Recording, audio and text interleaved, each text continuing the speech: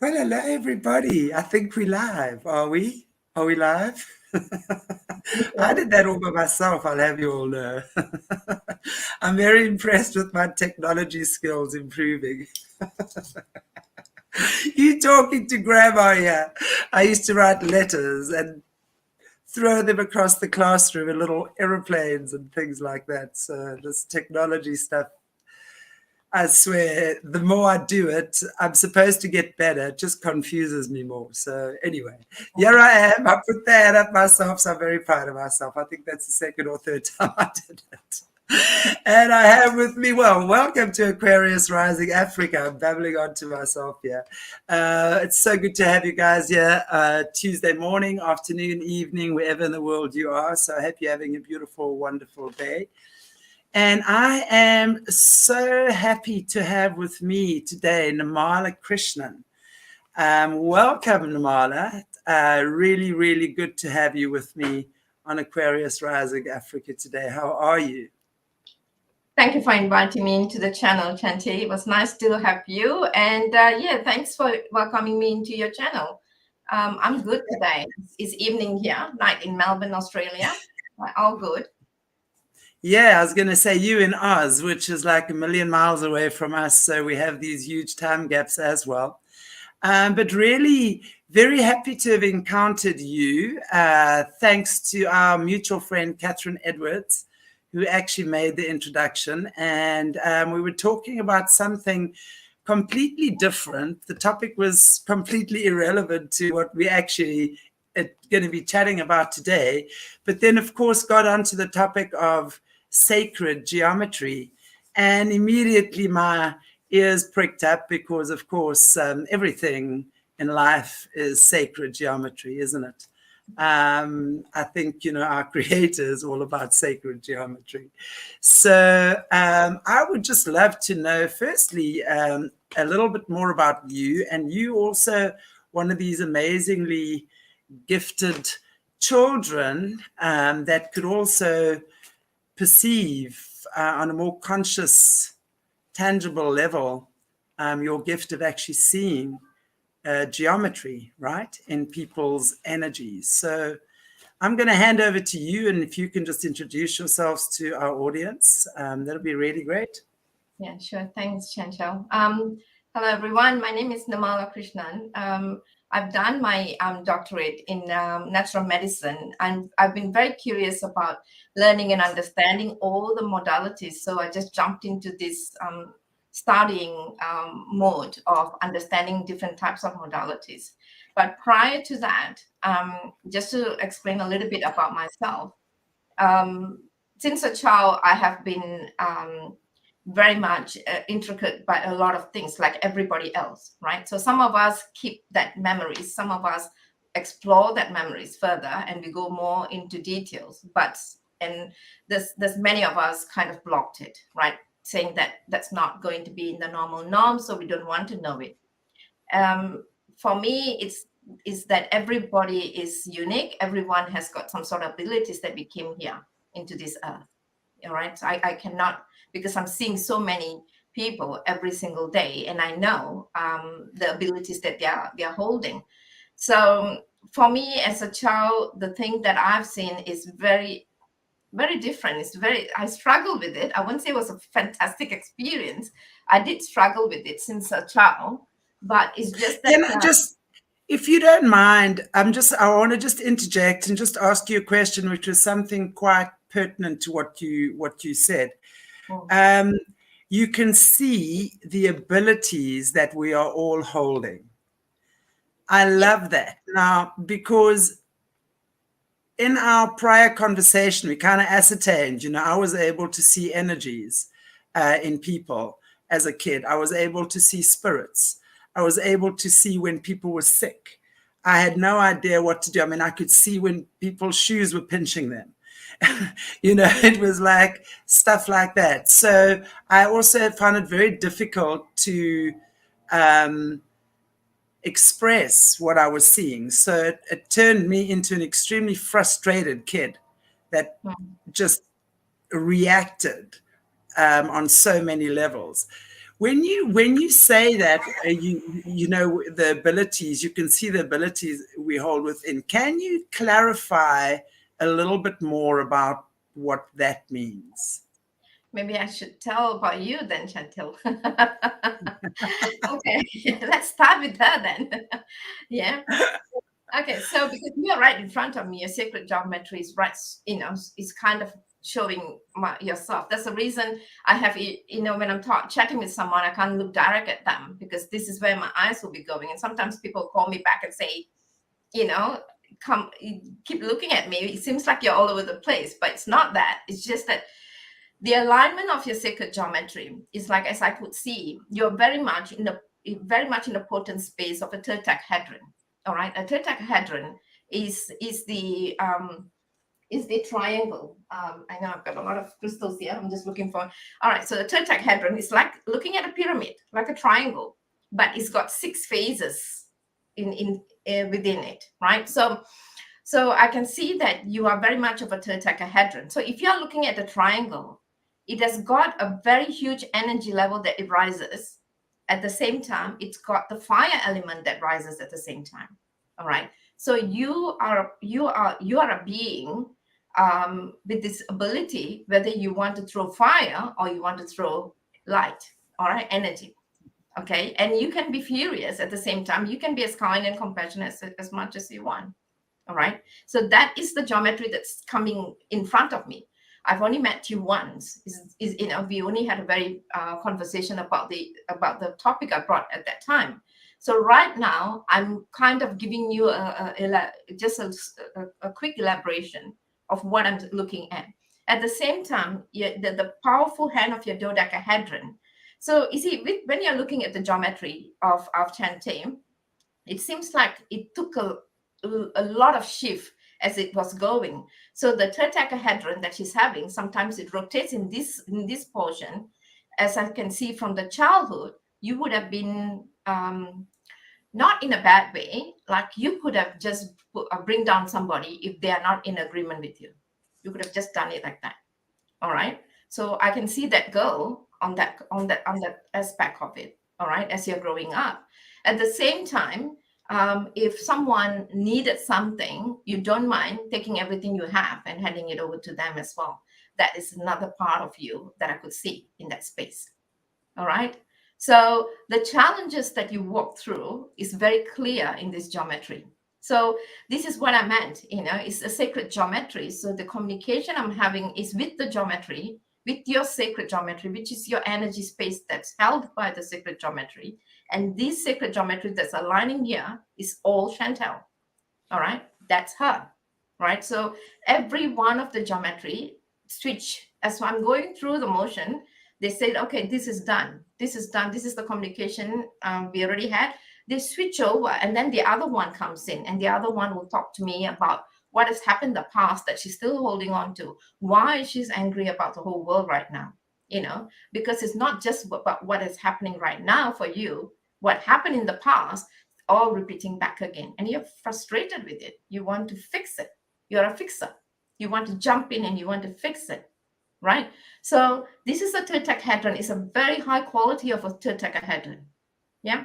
Well, it's why we kind of do it's kind of part of what the channel's about, isn't it?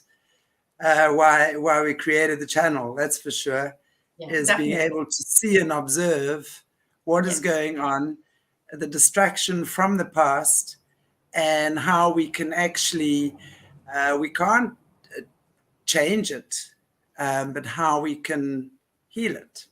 Yes. Heal it is more what I would say. Yeah. So when you're talking about the abilities, so there's different abilities that comes from you. So you can pick and choose your abilities. That's the type of geometry that I'm seeing in you. You don't have to be this person all the time. You can switch over and become somebody else. And you've got an ability that you can hold in that. You can jump in the ocean and then you can swim with the dolphins or whales. And you can show this is another part of me that exists within me. You're right. So you can see the abilities when I'm saying not everybody can dive in. Somebody needs a lot of strength to do that. Yeah. And then to go closer to the deeper of the ocean, to the surface of the ocean or the ground of the ocean, you need some sort of strength. So that's an ability I'm seeing, but I'm seeing a very forceful strength that you hold within yourself. The third tetrahedron is a little bit different to the octahedron. All right, octahedron loves flow, but you like to go towards the resistance. What is resisting? That's where you like to go. You choose your challenges, right? And which challenges Pick you want my to battles. Yes, jumping hurdles. So I don't want to go too much into the future because that's for you. That's your personal process of your abilities that's moving towards the future. So that's what I meant. Every individual come in front of me, they have something unique about them. And sometimes they don't even understand that they can actually use it to their own potential. They tend to just leave it as it is and try to move on with their normal life. Yeah. So my work is always going back to the core and bringing everything about them, about the information about them and where they're standing, how unique they are in their life and how different they are to one another, to bring out the importance about them. So I've never missed anyone, and I've never not, or hide anything about their abilities. I'll tell them, this is your ability. This is where you're holding. This is your potential. You can, if you want, to shift into that space. It is given, but the choice is up to you. If you're comfortable where you are, you don't have to. But if you are not, you always got this opportunity to move forward because that is something that you're holding. That is you, right? So, and I know that something else is rising for you as we speak, Chantelle, because I know that the next, it seems like your dodecahedron is more on in the shift. I don't know whether you're planning to have another channel setting up or something to do with discussions. Hey, you're not allowed to give our secrets away. There's certain things we keep to ourselves, right? All right, so I'm going to stop it here about Chantelle then. So, okay. So that's the beauty of it. All right. So the sacred geometry tells me everything about the person. They don't have to mention too much. So when I ask the questions, it's all about something that is already made to my awareness that this is what's happening, or this is how they're hiding, or they're finding it difficult. So it's like every person, like our unique fingerprint. Every person has their unique, because I always like to see the body as a resonance chamber. Each person's body holds its own frequency, vibration, sound, etc., according to their own experiences in life and all of these things as well. So what you're saying to me is obviously from what you're seeing, your skill, I would hone into the actual geometry of that and obviously see that in those own unique sacred patterns and vibrations that create those shapes. And that's what you can tell is unique, right? Yes. Their geometry is completely unique and to them, personal to them. Yeah. Yes, it's very personal to them. And we are a combination of all the sacred geometry, including the Fibonacci sequence, right? We are the combination, our body, our energy, and everything is combination of all the sacred geometry. But the way I can look and communicate with it is it comes out as from your spiritual process of what is not been done. That means what has been blocked, what has been clogged, something has been sitting in there and then it's not been allowed. So when I see moving sacred geometry and then I see something is not synchronizing, that's my target. So that's where I see the core of the issue is. No matter what they come and tell me, I'll go for that geometry that's kind of stepping out to say, pay attention to me. This is where her or his problem is. Yeah. So then my job is becoming to pull out that issue and start talking about it. It might not even be an issue. It's something that they forgot to see, forgot to approach. Yeah. So it's like clearing out pipes, so it's like literally giving yourself a good purifying wash, because sometimes we know both so many times emotions, past experiences, childhood experiences literally sit within the body and just create blockages, because we do know the body keeps the score, right? And of course, when there's certain blockages of things that happen before we even have cognitive memory of it, it's still stored at cellular level. And obviously, no doubt that will affect the way we intellectualize and our mental process in life as well, because the two are intrinsically linked. So sometimes we really don't understand what these self-sabotage patterns can be in our lives. Yes. Why do we keep repeating certain patterns? Why do we keep, let's say, being in relationships where we are abused? Why do we keep having friends who betray us, or whatever the case might be? So there's a certain pattern. And then, so what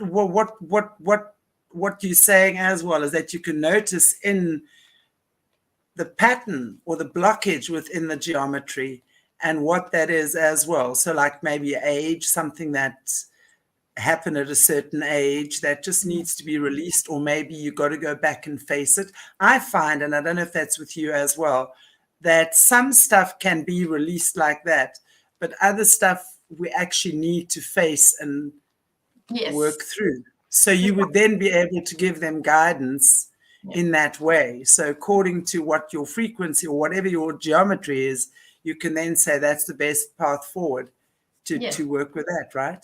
Yes, precisely. You're completely, you're on the point with that. That sometimes you have to go and revisit. It's like going, using the geometric clock and then going. Sometimes I'll bring them into a session and I let them in. Instead of going forward, they go backwards. That means definitely there's something that needs clarity. But for them, they're thinking they're going forward. But as far as I can see, they're going backwards. So the backwards is nothing wrong about it. Sometimes you need to go and phase it. So I bring them into that space to phase it.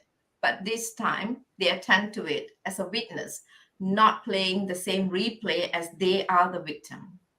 If it makes sense. And I love what you said there. You go back and you face it as the witness, because I think that's a perfect word to use to describe how this type of healing occurs. It really is, you go there. And I think so many people, what would you say to this in your experience? Because so many people, the reason why they don't want to go for healing, or because they cannot bear revisiting their past wounds. It's just too much for them. It's like they seem to think that they're going to get sucked in. It's like being drawn back into that black hole of abuse or fear or whatever it might have been. Yeah. So it's very important what you're saying there. You don't go back as the one being abused, or even if you're the one that was abusing, because there's a lot of shame and guilt attached to that as well, right? So, a lot of people can't face their own actions, whether they were the perpetrators thereof or the victims. So it's very important what you're saying, to go back as the witness and not as engaging again. So explain that to people, how that works from what you do.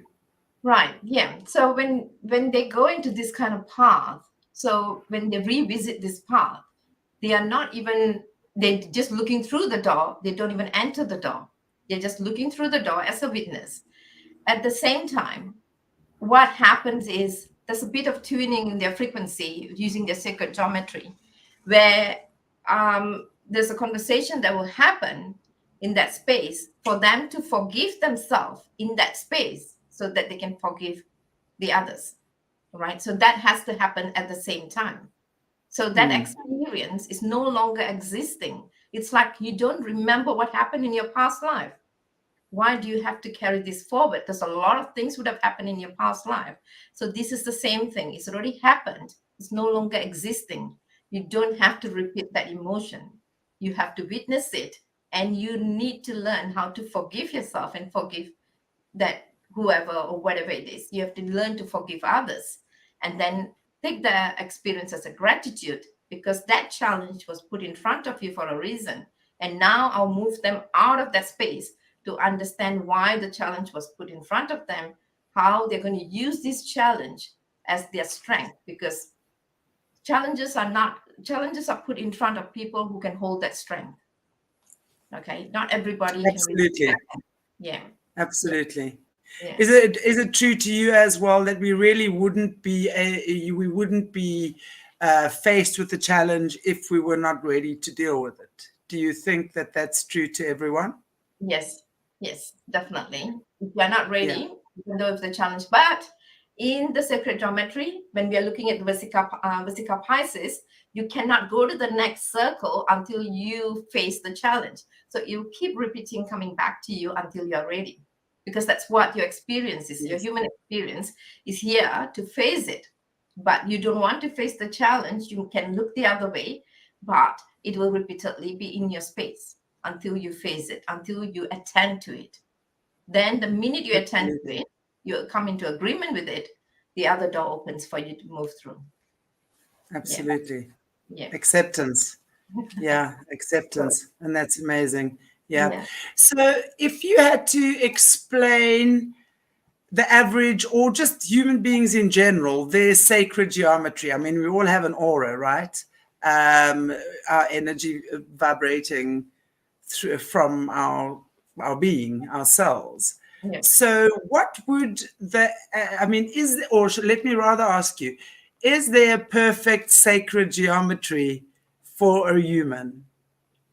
Okay. Are we all shaped in a similar way? Do we take on different shapes within the hologram? How does that actually work when you see humans? As I would see an aura. How do you see sacred geometry? Are they different shapes? Are they different forms? How does that seem to you? That's a difficult thing that I find it difficult to express. Okay, so this is how it goes. So it's a hologram that I'm seeing. I'm seeing everything right in front of me. By watching the sacred geometry, it's like I'm seeing the whole story about this being through the light. So sacred geometry is a light language, and I'm observing it from that space. So the understanding is something is now coming towards the future. Something has happened in the past. So everything is like a storytelling for me. So they are kind of telling me a story right now about this light being. And so I have to now process it and understand which one am I going to use. So to answer your question, we are a combination of all the sacred geometry. All right. So if you were to, the sacred geometry is a higher dimensional measurement. So the universe has got this beautiful divine sacred geometry under the laws of the universe. It's completely within the laws of the universe that the measurement between the moon and the sun is 1 and 168. And the measurement between your head and your upper body is 1 and 168.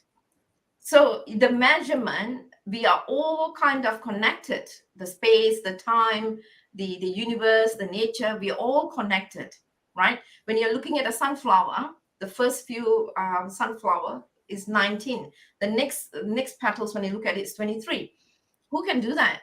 That's the sacred geometry. So everything is measured. Every experience as humans we are going through is already been measured according to our experience. We kind of made an agreement with the universe that I want this experience so I can rise above it. And that's the reason we come in for this human experience. All right. And that's the reason we face both, because polarity, we face both love and fear. Which one we are going to now pick it up? Are we going to live in fear, or are we going to pick up the love? The minute we pick up love, fear has to go down below love. So we can deal with that challenge. We don't have a problem. But sometimes human does is they pick up the fear and love goes underneath that. So they start searching, because now they have to get rid of this fear to look into love. You see, so this is a huge. So sacred geometry tells you everything, every information you need to know about yourself, nature, planets, the ocean, name it. All right.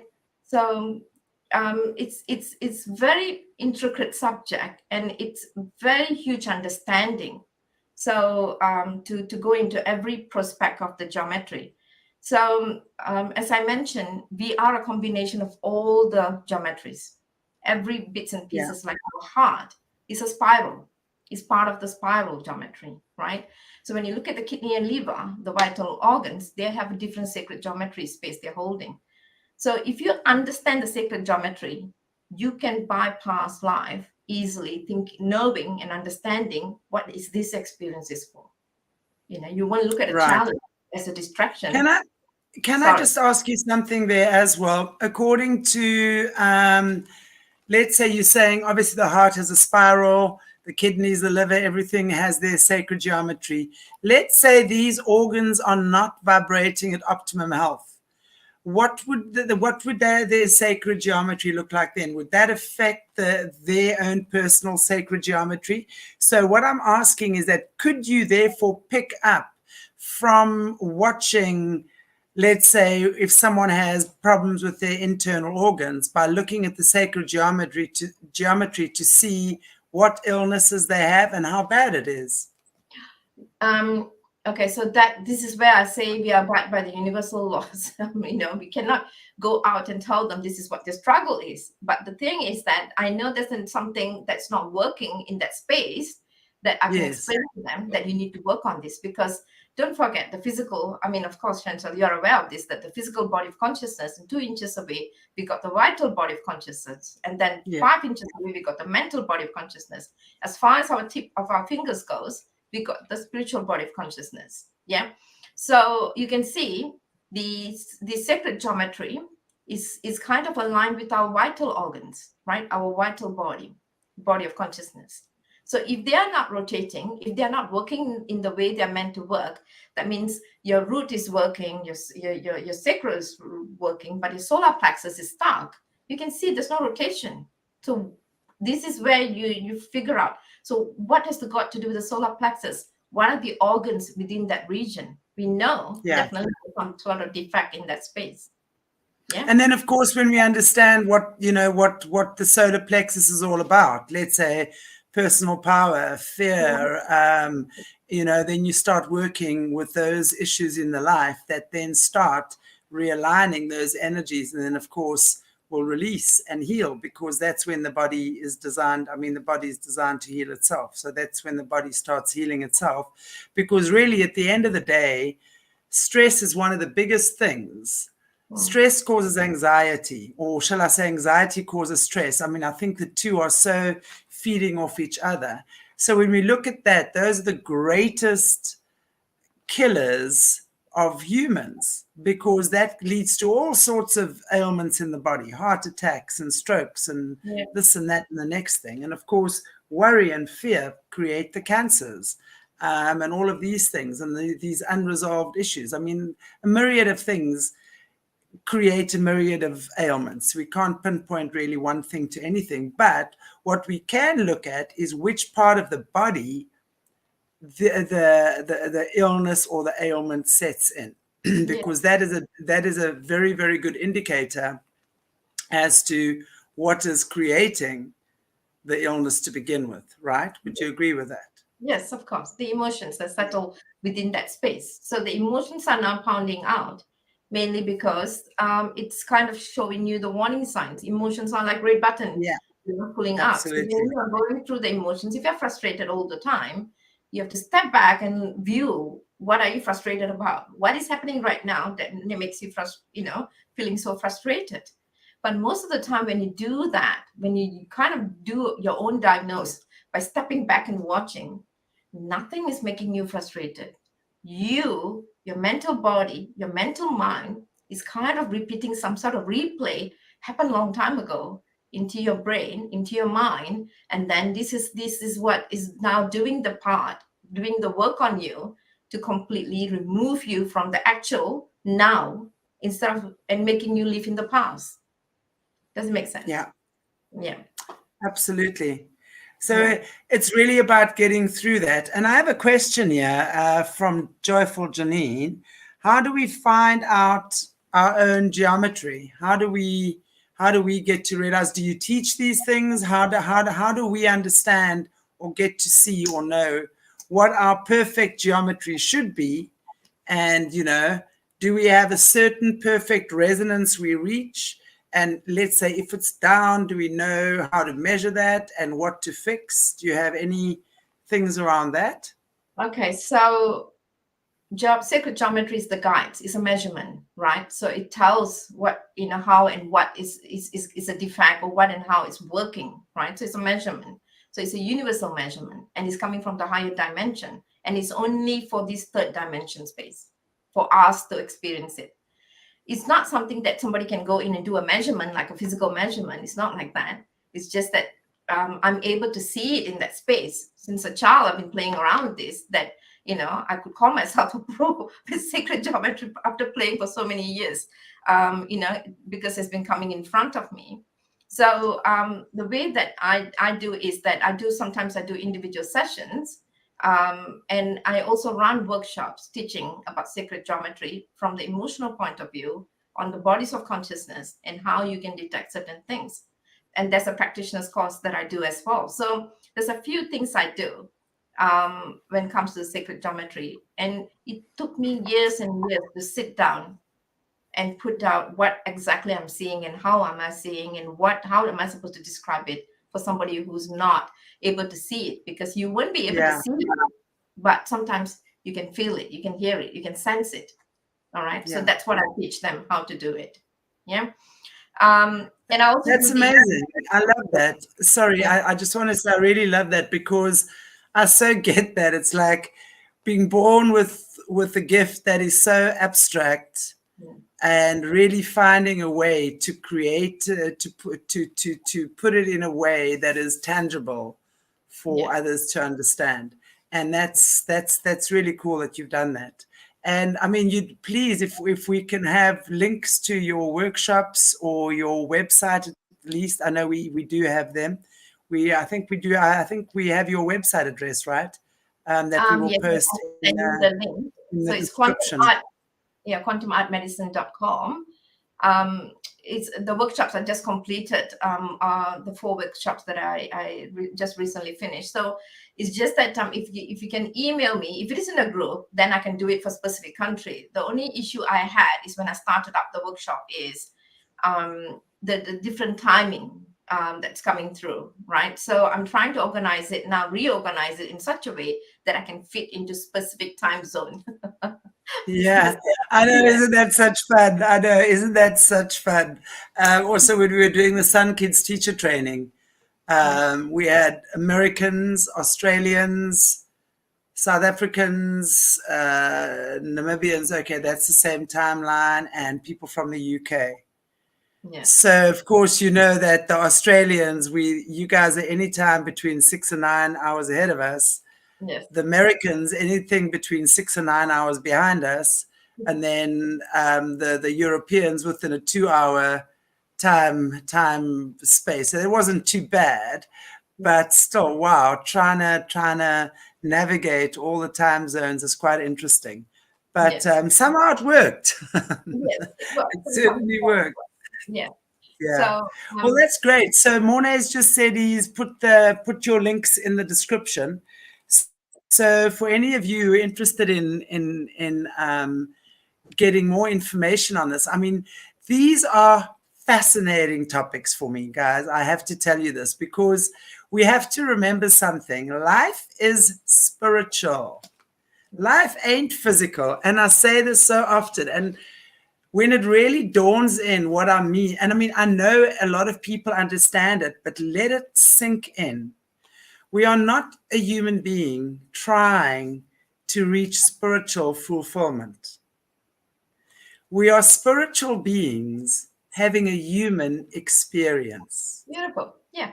Yeah, precisely. And this human experience feels so profound, because remember, your spirit operates on the dimensional frequency of infinity, which I don't think right now our human mind can even begin to comprehend just how massive that is. So we come down from, let's call it infinite 99 dimensions, slowing down and transmuting that into meat suit. So you are not separate from your frequency. Your body is the direct manifestation of your soul. It is your soul in physical form, not your 100% soul at all. You would implode if all of you was in a human body. And we are operating on dimension 3. So you've come from, call it 99 dimensions, into 3. It's quite an adjustment, which is why I always say your body is designed to heal itself. Your body is the most intelligent gem you'll ever possess. Your body is the most precious gem, gift you'll ever have, because we have infinite wisdom within the cellular, within the cells of our body. So when we start listening to the way the body speaks and start moving beyond the fact that there's a pill for everything, my body's just, we're going to die anyway. Sure, it's a temporary vehicle, but how are you expressing your spirit through this vehicle? Without this vehicle, you cannot express the journey of your soul. You cannot live your life's purpose. So are you choosing to do it half-mast? So in other words, filling yourself full of crap, whatever you eat, drink, don't really care, it's filling you up, whatever, it doesn't matter, watch 10 hours of TV a day, is all good, sleep, I wake up tomorrow, amble around. You know, that's what so many people do. Or are you really enjoying the journey of being a human? Because it's through this human body we get to express who we are. And your spirit will ignite. And the more your spirit ignites, the more joyful your journey on earth becomes. And the more energy you have, the more ageless you become, the less ailments you have. So it's so important to know these things about yourself, to know how precious you are. You know, when my one sister, she started studying astrology many, many years ago.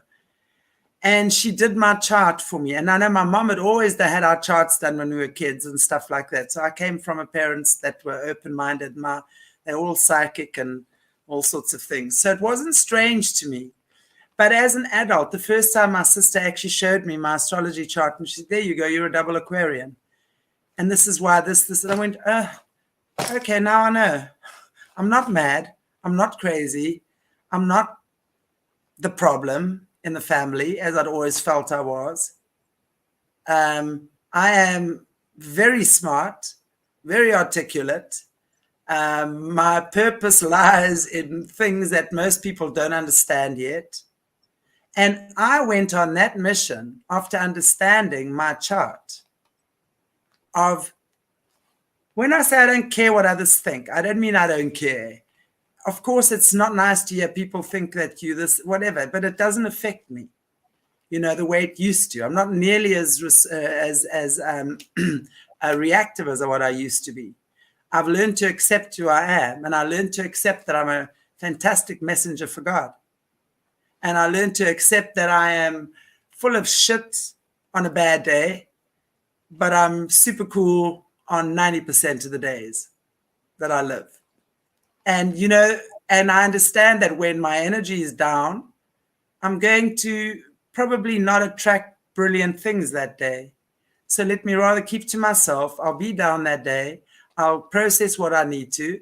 Tomorrow is a better day for me again, as opposed to reacting every time somebody irritates me. You know what I'm saying? So through understanding who you are in spirit, you get to integrate that wisdom into your physical experience. You can never do it the other way around. Yeah. So I want to just say, I mean, for those of you, if you're interested in fire, because I think what the gift you have, Nirmala, is phenomenal. You know, the fact that you're able to show people that, for me, it's been more in terms of alchemy, understanding the emotions. You know, where I see what you're doing is more in terms of the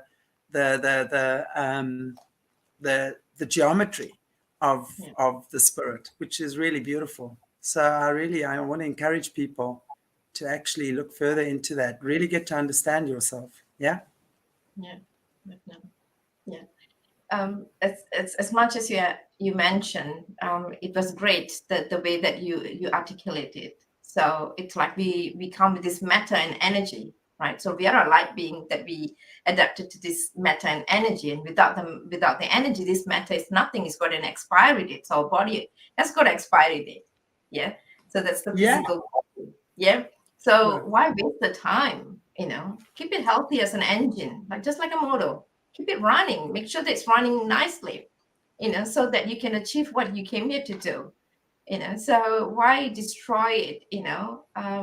Fuel it, keep it in the way that is supposed to be maintained. That's the reason a lot of cultures say that you should keep your body like a temple, because there's a light within the temple. So, so you are very, very much absolute in what you just mentioned, that this is a mission that we came here for, as a light being, to experience this. There's so many light beings up there who so much want to be in this space, because being in this space of the 3D is a huge space we are holding, because we can access to any portal that we want if we make up our mind, once we make up who we really are. Yeah. So it's not about time we've already wasted so much of time and giving it away to whatever that's happening around right now. So don't waste any more time. Be within yourself and start moving forward. Yeah. Absolutely. And it's just so, you know what I just found amazing is that when so many people think that life in fast cars or whatever it might be is the bomb. And I'm not saying a spin down in a cool car down the highway once in my life is not fun. It has been fun, and I've done some cool things. I've been on some very cool yachts all over the ocean, and it's not mine, but I don't want it. But I really had the experience. You know what I mean? So it really is about deciding what you choose for yourself. A lot of people think that material world, everything outside of themselves, is so important, and that's where they gain their security from. But when you start doing these inner reflections and you start figuring out who the heck you truly are, everything else dims in comparison. It's like fades away, because you then get to connect with your spirit. You get to have this joyful journey of reconnecting on a conscious physical level with this incredible being that is you. And your spirit will always gently guide you to where you need to be. Sometimes it's going to feel like it's absent when you choose for yourself not to engage with it. And that's called coming out of alignment. And then you feel lost, alone, pathetic, sad, broken. Hey, we've all been there, okay? No judgment. That's what I keep saying. I can only talk about this because I've totally been there, probably more so than what I've needed to be. But hey, I just like going back and making sure I don't have to go back again. And then I'll go back at least one more time just to make sure I haven't left anything behind. Damn, and then yet one more time because I'm sure I've left something behind. That's me, right? So I'm going to go back and check and recheck, and then eventually I'm going to come back and go, right, okay, boom. Yeah, it's like that moment of truth about who you are, that moment of understanding what your potential is, that moment of understanding that you don't have to be in this abusive relationship. The first thing to start doing is to stop abusing yourself, because we're going to see that our own self-talk, our own self-degradation is what really attracts that in the world around us. It's that simple, right? Yeah. Beautiful. You're talking my language. I know we speak the same language. We speak it quite fluently as well, which is pretty cool. From using a different tool. That's all. Yeah. Totally, yeah. Anyway, Nirmala, wow. Is there anything that you still want to share with us, before we we are getting close to our time out, but I'd still love to hear more if you have anything else still to share with us.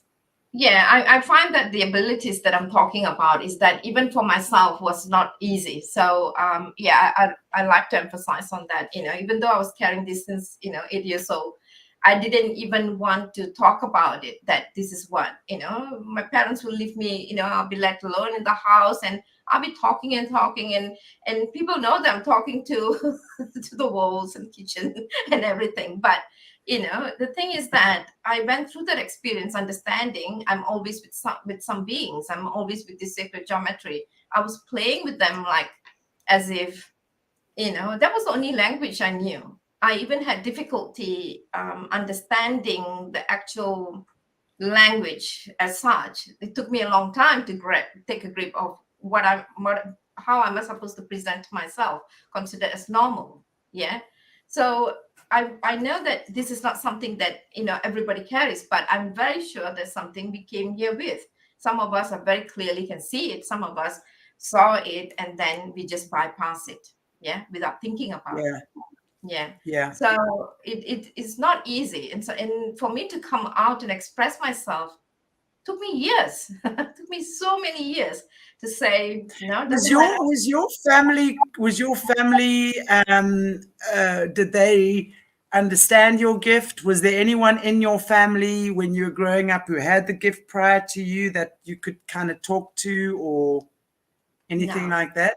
No. How did you know what you were seeing? Yeah, I didn't know what I was seeing until when I was 20 odd years old. That's when the voice reminded me of what I'm seeing, because I'm always in communication with it without understanding. I had to find out what exactly is this what I'm seeing. What are all these shapes? What are these colors? What are these lines? What are these numbers that's always coming in front of me?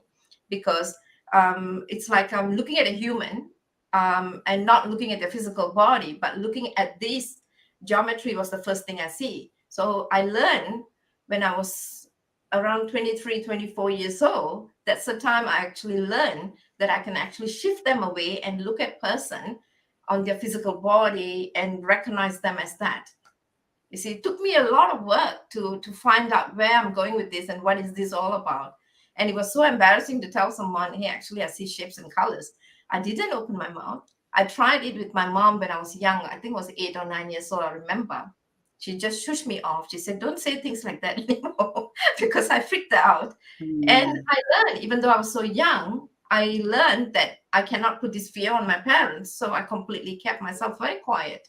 But this is where I find out, okay, who I can go in agreement with, who I can understand, who I can speak to. But I didn't speak to anybody about it. And it was, as a child, was a difficult thing for me to do, because it was such a challenging situation. And you have to fit into this norm. You have to get academically done well. And you have to show them that you're a normal child. And you got to do all this balancing within them. So there was a game I was playing within the 3D world while I was in the other dimension playing my own game. So it took, as I said, such a challenging time for me, because I didn't know how to lift myself when I'm going to come out of it.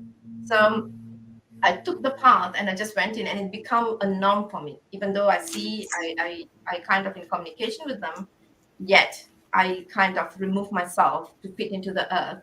Fit into the world like a normal person. I know many have done that. All right, it's just not me. Many of us have done that, just to make ourselves as normal, fit into that space. But somehow or other, I took the courage after a major accident I had years ago, that this is something the universe wants me to do. The more I'm going to play the part, I'm going to be in that circle, cycling again and again. Challenges are going to come in front of me. I have to step out of it and be who I am. And that's when I started doing it, and only after the accident, I was able to do it. So, what do you think the accident was about, and what did it change in you? Okay, so I've been in a major doing in a very much in a corporate world. Because of my education and all that, I was very much fitted into corporate world for 20 odd years, doing a corporate, very much in a high rank space, right? So that was my work. But I know this is another side of me. And yet with my clients, this is exactly I did. I tell them not to commit. I tell them to commit. And all this I was doing through the sacred space, even though I was in the corporate world. But the calling was always been there, that I need to shift, right? Because this is the way I'm helping. It's just I'm limiting myself, how I can help.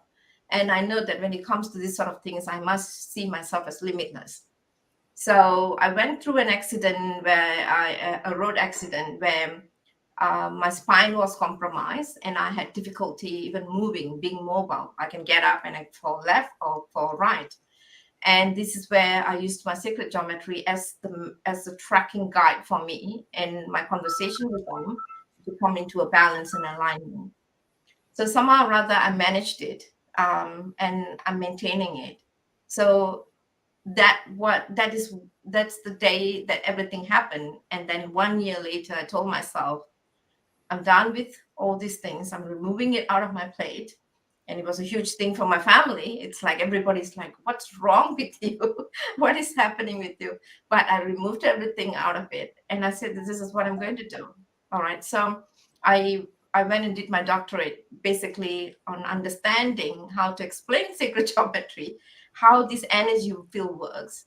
And I did case studies. I did my file work. I had about 432 case studies I did on that space. And I did it as to self-study myself, not as an education, but just for my sake, I did it. So, and after that, Wow. So you were absolutely called to do this. Your gift was very prominent from a very young age. And you kind of didn't really, because you weren't in a position, had the support system that could help you channel your gift. It kind of took an accident where you were bedridden, I would imagine, must have been for several months. And isn't it amazing how often we hear these types of stories? It's like, we all think that these accidents or something life-changing or life-threatening is such a bad thing. But when we look at these situations, I mean, I look at my situation, I didn't have an accident, but my fiance was killed in a hijacking. And it was in that moment, at that point in time, I always had the gift and I knew I would use it. I just wasn't sure how I wanted to use it or how I was going to go about using it. And then his very traumatic death for me was just like, there's no ways. But I was still young. I was 29. I mean, I had it. I knew it. I'd sort of put it to bed after a certain time in my childhood because it was just too traumatic to be under constant bully from kids who didn't understand what I was saying. So I kind of like put it to bed. And then again, in my early 20s, it was reignited.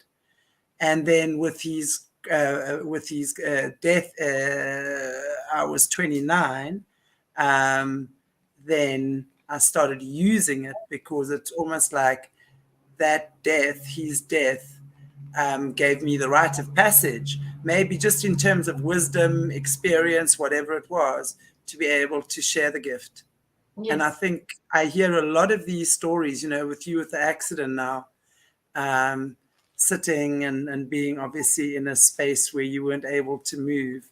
And then no doubt all of this knowledge would have come to the surface and integrated and change direction in the way that it should, right? Yeah, that's how the universe works. They tell you once, they tell you second time, the third time they don't tell you. They push you. Yeah, it's boom. Don't take no more nonsense from this. It's so true, right? Yeah. Come now, you're a big girl. Go fly. Boop, out the nest you go. No manual. It's all in here. Yeah. And then you have to work it out and show your strength after that. Yeah. So so that's how I started planning and writing every dots and pieces of this, how about this depression and stress and conditioning and whatever that's happening in your physical, your mental or spiritual body, how it's working in geometrical space. You see, how is the understanding? Once you understand it, how you can lift yourself up. I'm not saying you can fully recover. Everything takes time, takes a lot of courage, but you can definitely ultimately do it. Yeah. So absolutely. Yes.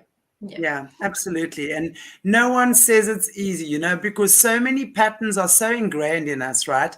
And very often it's, karmic energies we carry along with us as well. So it's not just our stuff, but it's accumulated stuff as well. And if we are engaging in dodgy activities that attract more of this stuff to us, it's even heavier. And many of us don't even realize what it's about until we start doing the whole realignment and reactivation and recalibration. And then we kind of shake off everything that we no longer need, right? Yes, that's it. Yeah, it is. Yeah. Wow. Thank you so much, Nirmala. This has been a fantastic conversation. I've really enjoyed chatting with you and connecting with you on that. And we've put your link in the description below for people who are interested in sort of checking your website out and maybe having further conversations with you around this, because this is super. And these are the important, this is, I always say, you guys, that these are the true healers of the world. Someone who's gone through that, experienced that, had a life-threatening situation that has changed the course of your life. You're meant to do this work. And, I think it's so helpful for so many people to get a fast track out of the swamp.